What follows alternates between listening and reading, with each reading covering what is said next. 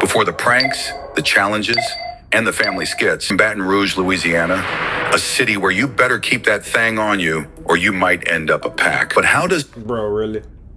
You had to sit... Growing up in Baton Rouge, man, you don't do something that's not in the street wise, you're gonna end up in jail or dead. He caught a real body in broad daylight. Amid the rise of the 22 Savage persona and the beef with 21 Savage, something far more serious occurred. On May 3rd, 2016, MacArthur Johnson was involved in a shooting that left 20-year-old Richard Phillips dead in the parking lot of a Baker Boulevard grocery store in Louisiana. Funny Mike's bond got set at $370,000. $370K? Brother, that's a crazy amount to bond out, my nigga. I ain't gonna lie, brother. I knew he was going through it in those moments, you know what I'm saying? You thinking like, man, my life damn near over, you know what I'm saying? Y'all boys stay safe out here, gang. YouTube, man, what's good? It's your boy FSD coming back with another video, man. And today, we got how Funny Mike went from killing people to a comedian. Now, that's a crazy turn of events, you know what I'm saying? That go to show you that anything's possible in this world, you know what I'm saying? That's a prime example right there. Now, we about to get straight into this video, man. Make sure y'all like, comment, and subscribe. Join the family. Road to 6K. Make sure y'all sub up, my nigga. Can't stress it enough. Sub up, my nigga. You know what I'm saying? Subscribe to my second channel also, fsdeelive. We almost at 200 subs on that channel, so make sure y'all go subscribe. I also post on there, you know what I'm saying? Consistent uploads every day, so y'all need to turn on post notifications, my nigga. Turn them on, bro. I ain't gonna keep begging y'all niggas. Turn them on, gang. Turn them on, gang. From catching a body and facing a murder charge to becoming a family-friendly YouTuber stacking millions, Funny Mike's story is one of the wildest flips the internet's ever seen. Before the pranks, the challenges, and the family skits, he was MacArthur Johnson, a kid from Baton Rouge, Louisiana, a city where you better keep that thing on you or you might end up a pack. But how does... Bro, really? You had to sit... But yeah, though, he from the state, you know what I'm saying? He from the same state I'm from, Louisiana, you know what I'm saying? I'm just from New Orleans. He from BR, you know what I'm saying? Like BR like an hour away, you know what I'm saying? So he kind of family in a sense, you know what I'm saying? But this crazy, man, you know what I'm saying? That's crazy how his life done changed, bro. Like full 360. One go from facing life in prison to building one of the biggest kids-friendly YouTube channels? And is the past really behind him, or is it still waiting to catch up? MacArthur Johnson, born October 8th, 1996. Bro, this man name not MacArthur. His name is MacArthur. MacArthur. He combined them bitches. Up in the trenches of Baton Rouge. In his own words, growing up in Baton Rouge meant that... Growing up in Baton Rouge, man, you don't do something that's not in the street wise, you're gonna end up in jail or dead. The hood shaped him, pushing him toward the trap life as a young hustler just trying to make it out. Johnson had his fair share of run-ins with the law as a young bull. He caught some cases and spent time in juvie for throwing hands and other charges he's been reluctant to speak. His 22 Savage era is so memorable, though. I remember when he first came on the scene as 22 Savage, bro. But I remember the Mike. I remember for real is the crackhead Bobby Mike. Yeah, a lot of y'all don't even know about that character that he had. He used to act like a crackhead, but I think that was either before. I don't know which one. I don't know if it was before the 22 Savage era or after the 22 Savage era. It probably was after though, cause I don't know. I don't really know. Y'all let me know in the comments. In his Vlad TV interview, he mentioned that he would always burn it out, meaning he'd beat those cases quick and never had to do a long bid. Like, how much time do you think you spent in juvenile altogether? Oh, juvenile? I ain't spent that long in juvenile. I had bonded out. Like many young men looking for a way out of their circumstances, Johnson turned to music. Baton Rouge has a rich hip-hop history, with artists like Boosie being major influences on the youth there. In fact, Johnson has stated that Boosie was his biggest influence growing up, saying he was listening to Boosie before Kevin Gates. Before finding success, Johnson went through a series of different personas and names, trying to find what would stick. He went by Lit Mac on the track, Lit Guno, Mighty Mike, and Girl He Funny at different points. Lit Mac on the track? What type of... Put that long ass name, my nigga. Lit Guno. Mighty Mike. Yeah, good thing he stuck with Funny Mike, bro, because I don't know about these names. And the girl he funny named, so many people got that name, bro. Reggie got that name. This other funny dude who make kind of Instagram skit type form vids, his name Girly Funny. They got so many girly funnies, bro. So what was the first name? My first name was Lil Mac. Lil Mac. On the track. Lil Mac on the track. Lil Mac on the track. Yeah, see, that was my You first. a pimp? Shit, I slapped them hoes down, for real. Real talk.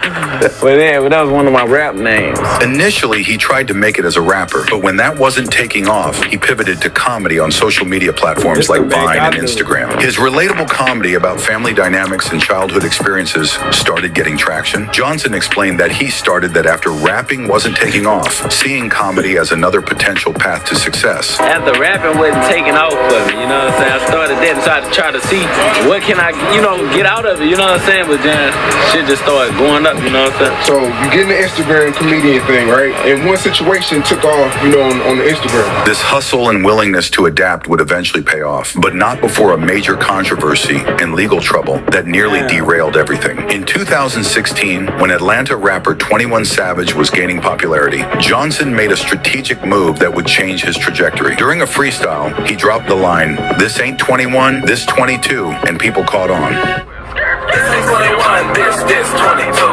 This ain't 21, this 22. I remember this, bro. Like, this is crazy. This was a crazy era, bro. This nigga really went by 22 Savage. He regret that shit to this day, though. Every time it get brought up, he don't even, talk about it no more, dog. That nigga really was going by 22 Savage, dog. This ain't 21, this 22. Seeing the reaction, he decided to adopt the persona of 22 Savage, a clear parody of 21 Savage. Yeah, it was just a freestyle with the woo. How did the freestyle go? I was like, this ain't 21, this 22. Well, skirt, woo. And then everybody just fucked with it. Johnson released a song called Jumpin' as 22 Savage, which quickly gained traction. The audio alone was racking up thousands of plays within hours. And when he dropped the video, it exploded, reaching millions of views. Damn. When you put out Jumpin', you put out his audio first. Yeah, it did numbers overnight. It was doing numbers first hour it did 5,000.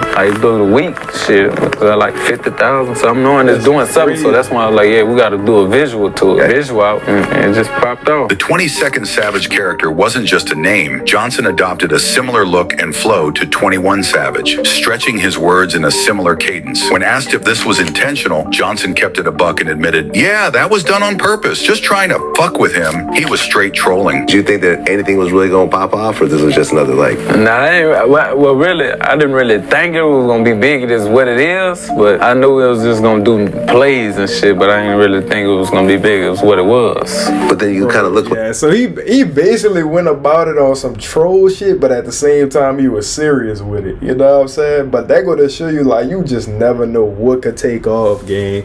It be the stuff you least expect to get you in the dough. You know what I'm saying? That was a vital moment for him. You know what I'm saying? Especially coming from the rap scene, because that was his first original passion. You know what I'm saying? So that's crazy how that went. 21 Savage a little bit. That's what they say. The music industry and internet took notice. Blog posts started appearing about this 22 Savage character, and the controversy only fueled Johnson's growing fame. Many compared him to other artists who had found success through controversial imitation, like Young Thug with his Barter 6, playing off Lil Wayne's Carter series. What started as a parody soon escalated into a real beef. 21 Savage responded during a performance saying, Ain't no 22, ain't no 23.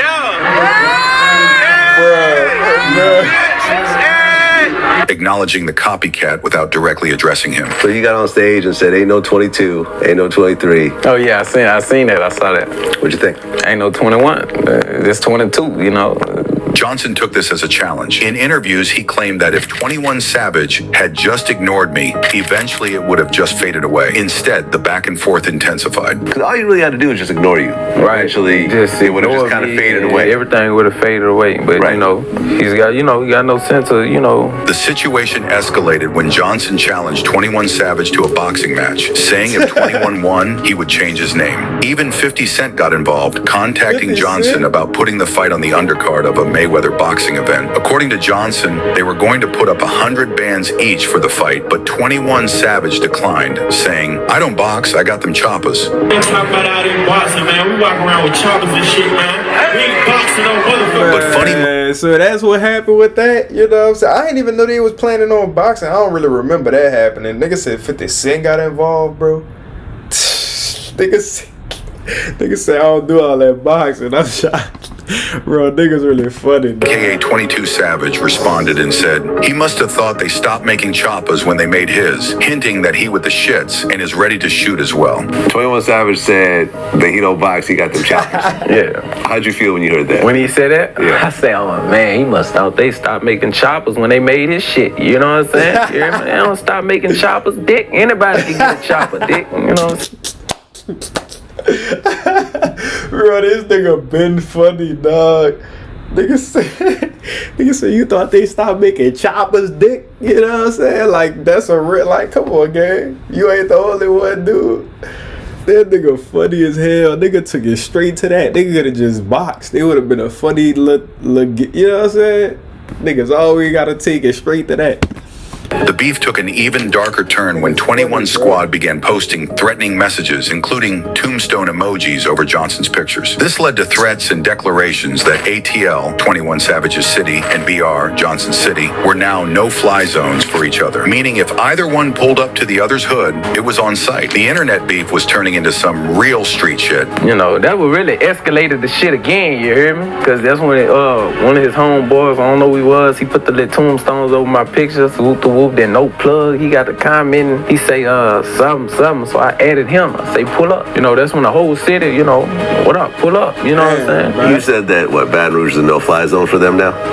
Shit, it is a no-fly zone. But while the internet beef was heating up, the streets had a different kind of smoke waiting. Before long, Funny Mike wasn't just playing Savage on records. He caught a real body in broad daylight. Amid the rise of the 22 Savage persona and the beef with 21 Savage, something far more serious occurred. On May 3rd, 2016, MacArthur Johnson was involved in a shooting that left 20-year-old Richard Phillips dead in the parking lot of a Baker Boulevard grocery store in Louisiana. Good afternoon, I'm Cheryl Mercedes. And I'm Greg Merriweather. A fight over a flyer for a birthday party has left one man dead and another charged with his murder. The killing happened at a Baker convenience store, and this afternoon, Police Chief Mike Knapp's announced a total of 3 arrests in this case. But the suspected shooter insists he did nothing wrong. You didn't fire a gun? It's self-defense. The shooter insists he did nothing wrong. You didn't fire a gun? It's self-defense. So you did fire a gun?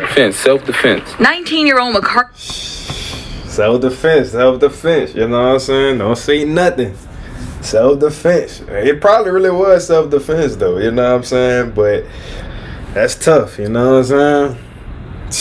I don't got no words. Johnson, police say, turned himself in on Wednesday morning after hearing he was wanted in a shooting overnight at the Baker Boulevard grocery store. According to police reports, the shooting stemmed from a dispute over a birthday party flyer that had occurred 7 weeks earlier. On the night of the shooting, Johnson was in a car with Charmaine Wilson when they encountered Phillips, who was distributing flyers in the parking lot. Phillips was passing out party flyers in the parking lot, and he and Funny Mike were arguing over the flyers. After a brief conversation, Phillips and his companion, Walter Williams Jr., slid off at first, but Phillips doubled back and pressed Funny Mike a second time. Mike set Phillips up to strap on him, so Mike fired first, hitting him dead in the chest, claiming it was self-defense. Self-defense. So you did fire a gun? Self-defense. 19-year-old MacArthur Johnson, police say, turned himself in on Wednesday morning after hearing he was wanted in a shooting overnight at the Baker Boulevard grocery store. Richard Phillips, known as Rara, also 19, died after being shot in the chest. But here's the thing. Nobody ever confirmed if Phillips even had a pole on him, and whether it was real self-defense or not is still really shaky. Phillips ended up dying from the shot. Later that day, Funny Mike got booked along with 2 other dudes that were riding with him. They charged him with second-degree murder, illegal use of a weapon, and obstruction of justice. Mike admitted he squeezed the trigger, but tried to play the self-defense card. Problem is, the cops had video footage, and it didn't match his story. A report said they tried to lie and claimed Phillips was strapped, but one of the passengers folded when the feds showed him the surveillance footage, and the footage showed Phillips didn't have no gun. Funny Mike's bond got set at $370,000. $370K? Brother, that's a crazy amount to bond out, my nigga. I ain't gonna lie, brother. I knew he was going through it in those moments, you know what I'm saying? You thinking like, man, my life damn near over, you know what I'm saying? Y'all boys stay safe out here, gang, you know what I'm saying? Damn, bruh, that's tough.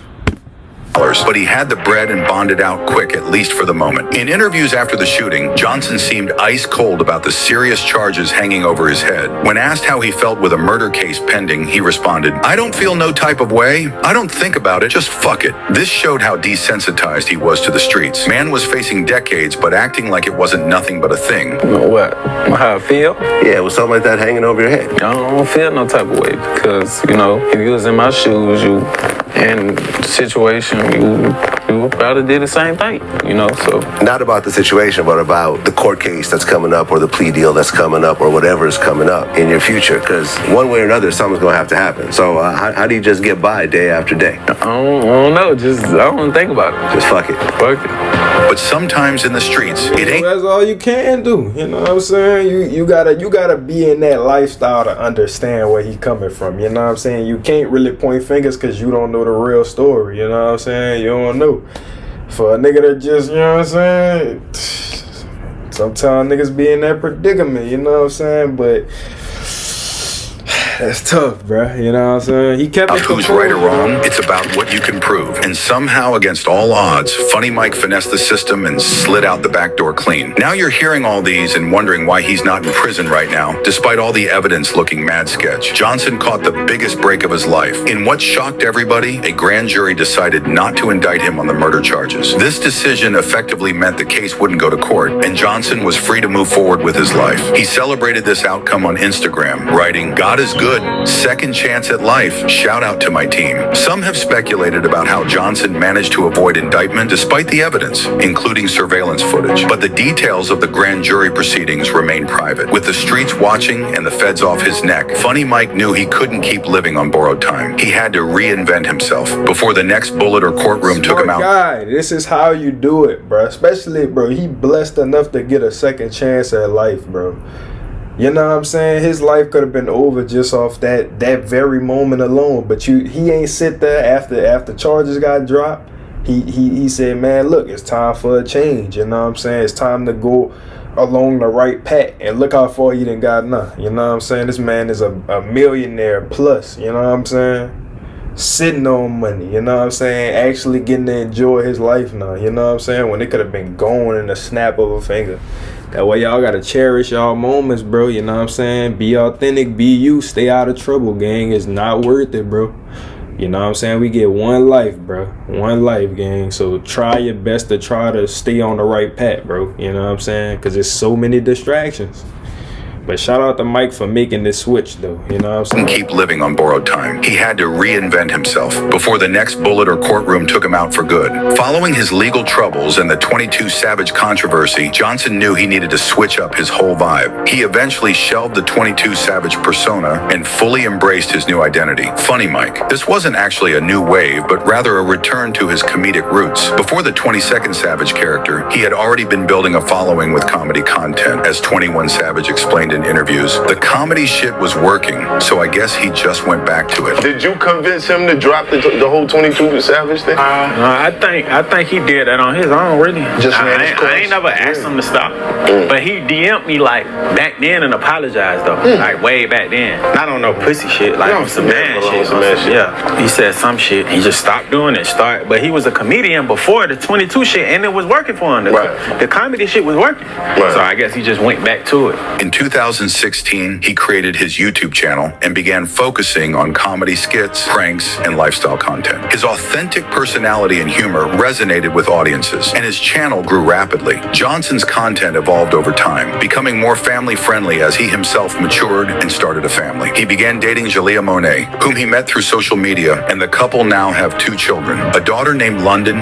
born in February 2019, and a son named MacArthur Johnson Jr., born in July 2020. Today, Funny Mike has built a straight-up media empire. His main YouTube channel is pushing over 6 million subscribers, and he runs additional channels including Funny Mike Gaming, Funny Mike Skits, and the MJ Family channel with his girl Jalea, which has over 3 million subscribers by itself.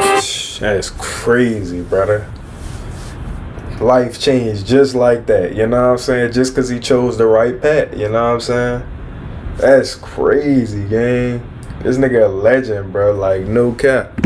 Content now is all about pranks, challenges, and family vlogs. A complete 180 from his days as 22 Savage or his trouble with the law. He's estimated to be worth about 3 M's, all made legitimately through his social media hustle. That's according to Google, but I think he's worth 10 times that, as he's acquired most of his wealth from crypto investments. A coin called Doge is what made him all these millions. Beyond YouTube, Johnson has kept dropping music under his funnymike persona, with tracks like DD3X, Small Wee Wee, and Monsters Under My Bed, showing a more lighthearted approach than his 22 Savage days. Johnson has also been giving back to the hood, organizing bike giveaways for kids in Baton Rouge who ain't got much, especially around Christmas time. He's spoken on the importance of putting on for your city, noting that many children don't get nothing for Christmas because their family can't afford it. A key part of Johnson's story is his connection to another Baton Rouge rapper who blew up, NBA YoungBoy, Kentrell Deshaun Galden. These two came up in the same trenches of Baton Rouge, both trying to make it out by any means. YoungBoy has shouted out Funny Mike in his music, with bars suggesting people mistakenly thought Funny Mike was soft when he was really about that life.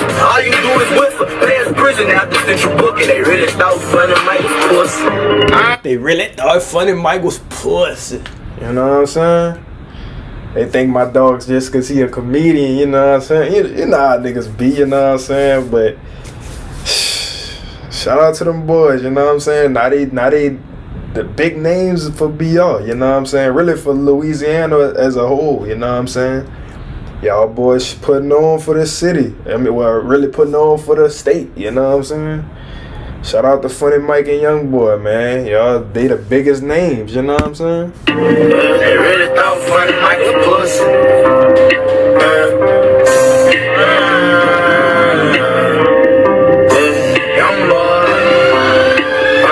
This co-sign from one of the hottest rappers in the game adds another layer to Johnson's complex story and street credibility. Funny Mike's journey from the trenches of Baton Rouge to YouTube stardom is a story of transformation, second chances, and reinvention, straight up. While his past includes catching a body and controversial beef, he finessed his way into building a successful career as an entertainer. Today, the man once charged with murder creates content that millions of families watch daily. He's a father, entrepreneur, and content creator who's apparently left his troubled past behind. He really beat the system and changed his life around. His story raises mad questions about redemption, the justice system, and how people can switch up their whole lives. It also highlights the unique opportunities that platforms like YouTube provide for renovation and reaching audiences directly without... Man, shout out to YouTube, dog. Shout out, YouTube definitely gave me hope, you know what I'm saying? YouTube always been a passion for me for so long though, bro. Like, I've been doing YouTube since like 2015, but like I actually quit over time and now I'm back on top of it. Now I'm about to be going into like my 3rd year of doing this, bro. Man, shout out to YouTube for giving people a chance, bro. You know what I'm saying? Giving people an opportunity at life, you know what I'm saying? Cause gang, you know what I'm saying? You don't be knowing where you would be at if, you know what I'm saying? I don't know where my journey would be without YouTube, bro. That's why I always give praise to, you know what I'm saying? And I definitely got way more work to put in. Like, I'm still in my beginning journey of it, but like just seeing how far I got, like, shout out to YouTube for giving people hope, you know what I'm saying? Giving people a chance at life, you know what I'm saying? Man, it's crazy. Additional gatekeepers. Love him or hate him, Funny Mike's story shows that no matter how deep in the game you might be, there's always a chance to flip the script and make something positive happen. From posting up on the corner to superstar content creator, that's the American dream in the digital age. Let us know down below, what do y'all think of Funny Mike's interesting... Shout out Funny Mike, man, you know what I'm saying? YouTube legend, definitely going down in the YouTube Hall of Fame, you know what I'm saying? I grew up a big fan of Funny Mike, still currently a fan of him, man. You know what I'm saying? He's still putting on as of today, doing way more stuff, way more big production stuff, man. Shout out to Funny Mike, bro. Keep, you know what I'm saying? Keep trucking, bro. You know what I'm saying? But y'all let me know in the comments what's y'all thoughts on this video, man. You know what I'm saying? Make sure y'all like, comment, and subscribe. Join the family. Subscribe to my second channel, fsdeelive. We going crazy. Sub up, nigga.